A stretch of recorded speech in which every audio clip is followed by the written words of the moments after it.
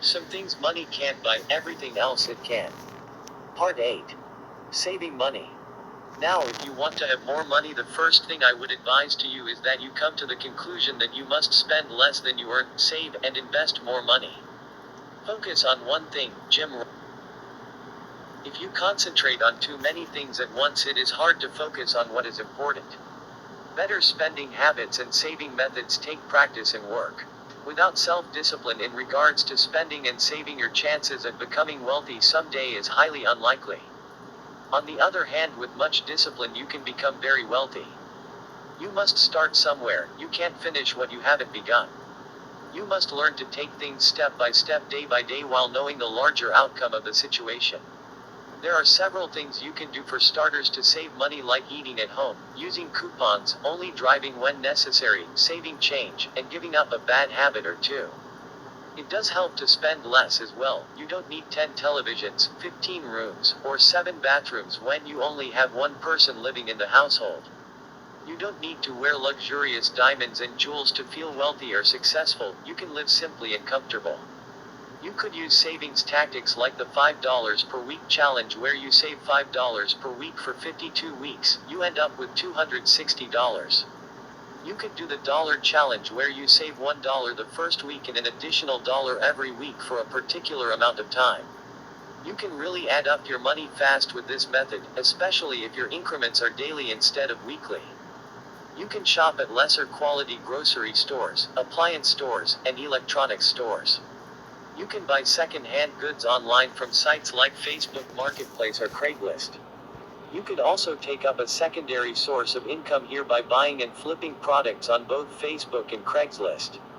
Say you buy a lawnmower off Facebook Marketplace for $40, you can most likely get $100 on Craigslist. There may be periods where sales slow down or speed up, but this definitely works. I have been doing this for years. Take advantage of sales and discounts such as military or AAA.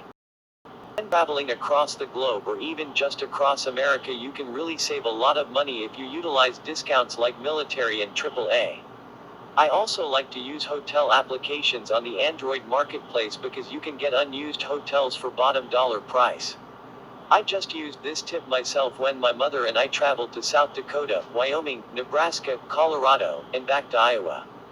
You can carpool or take public transportation to save money on fuel, oil, and upkeep cost. You can always catch a deal when buying anything in bulk. I used to buy iPods from China and sold them on eBay. You can get anything in bulk. Contact a distributor if you have to. Take advantage of special licenses like a car dealer's license that enables you to buy vehicles and discount and in larger quantities. Without a dealer's license, most states only allow you to buy and sell 5 vehicles per year. Take advantage of second-hand stores, Goodwills, garage sales, and auctions. If there is a way to spend $1, there is most likely a way to save some of that dollar by utilizing your mind and the opportunity at hand. Speaking of $1, most people don't know how to properly spend $1. I'm no financial expert, but I do take a lot of advice from very smart people, and they have told me to never spend more than 70 cents per dollar. Invest 10 cents, save 10 cents, and spend the other 10% on diversified capital. Never spend the whole dollar. Teach your children this and they will be living decent lives at a much younger age. Most people never learn how to value and spend $1, so when they get thousands they blow it on senseless stuff because they were never educated properly. You will need the other 30 cents, remember this, for every dollar you ever possess. Learn to utilize the power of compound interest, dividends, and CDs. Learn from stock trading professionals how to set up and manage a brokerage account to get invested in the stock market. Buy when the market is at lows and sell at highs.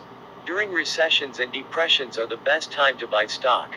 Have multiple bank accounts, especially ones that you don't have easy access to. Develop the ant mentality in regards to your financial well-being and health. The ant has the "ill get it done or ill die trying" mindset. If you put something in the way of the ant, it will try all it can to move around the object, and it will continue until it accomplishes what it desires or dies. You must commit to this like your health, because it will determine the quality of life you want. Some people live in poverty, actually a large portion of the public does, but if they develop the ant mentality towards their financial well-being, then the world would be much better off. People are willing to quit too easily when the going gets tough. Make it through the storm. There is light at the end of the tunnel. Making spending habits and saving advice a standard can change your financial status nearly immediately.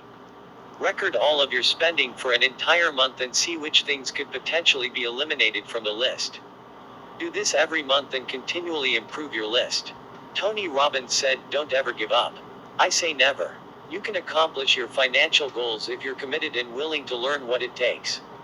This tips from this part isn't nearly the severity of all saving and decrease in spending habits, but it is a great list to start from. I would also advise getting the book 365 Ways to Live Cheap by Trent Ham, or any other book that has useful living tips. You change your income by changing your mindset first. Make the change today, you won't regret it tomorrow.